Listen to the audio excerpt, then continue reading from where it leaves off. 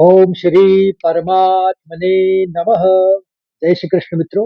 आज हमारा यात्रा का 53वां दिन है और हम अध्याय 2 के चौथे श्लोक को लेकर प्रस्तुत हूँ। तो प्रसंग ये है कि कृष्ण की फटकार सुनकर अर्जुन फिर से रक्षात्मक हो जाते हैं और अपनी दुविधा को श्रद्धा का जामा पहनाकर पेश करने की कोशिश करते हैं।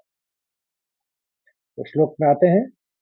अर्जुन उवाच कथं भीष्ममहं सङ्ख्ये द्रोणैः च मधुसूदन इषुभिः प्रतियोत्स्यामि पूजार्हावरिसूदन।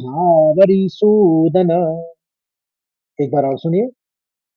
अर्जुन उवाच कथं भीष्ममहं सङ्ख्ये द्रोणैः च मधुसूदन इषुभिः प्रतियोत्स्यामि पूजार्हावरिसूदन। चरणबद्ध तरीके से चरण सुनेंगे।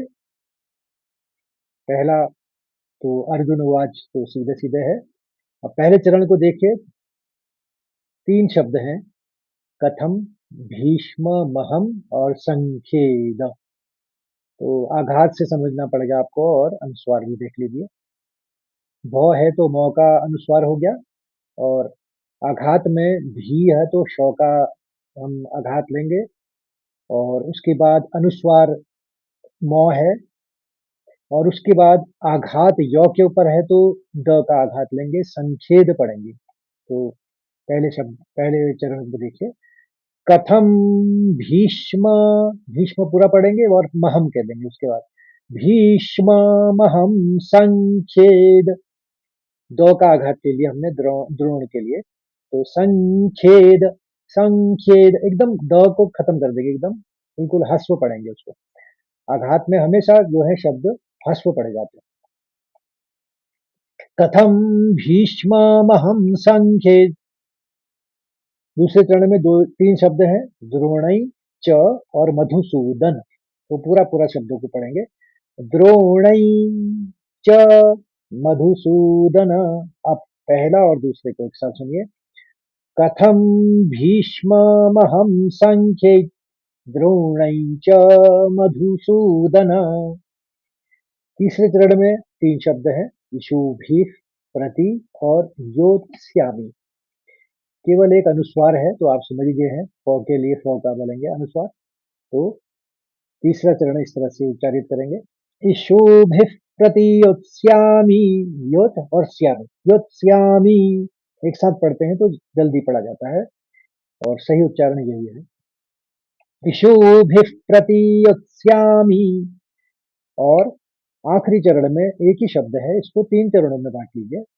पूजार कर दीजिए इसमें क्योंकि रैफ है रॉ का।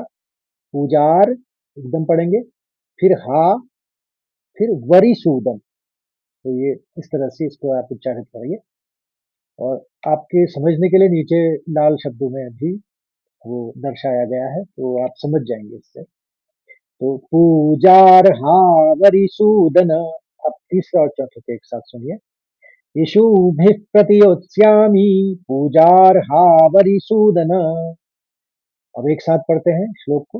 अर्जुन उवाच कथं भीष्ममहं संख्ये द्रोणै च मधुसूदन इषुभिः प्रतियोत्स्यामि पूजार्हावरिसूदन। एक बार और।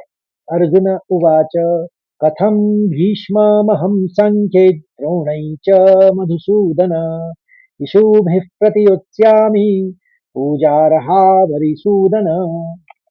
अब इसके शब्दार्थ और भावार्थ को समझते हैं। कथम मैंने कैसे, भीष्मम भीष्म पितामह पर, अहम मैंने मैं, संख्ये युद्ध में, द्रोणम द्रोणाचार्य पर, च और मधुसूदन यानी हे मधुसूदन जो कि कृष्ण भगवान के लिए इस्तेमाल हुआ है शब्द।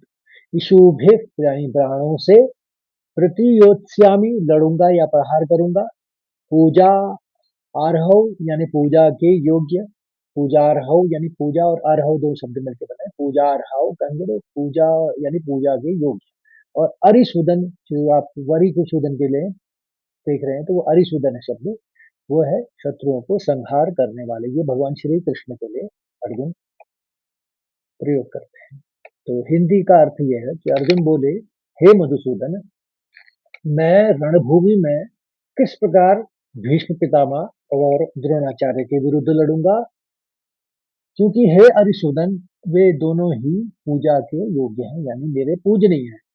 भावार्थ समझिए तो अर्जुन यहाँ कृष्ण को अरिसूदन यानी शत्रुओं को मारने वाला कह रहे हैं, जिसका गहरा अर्थ यह है कि आप शत्रुओं को मारते हैं, लेकिन भीष्म और द्रोण मेरे शत्रु नहीं है, वे मेरे पूजनीय हैं और पितामह हैं। अर्जुन का तर्क है कि जिन चरणों में मुझे शीश झुकाना चाहिए, उन पर मैं बाण कैसे चला सकता हूँ।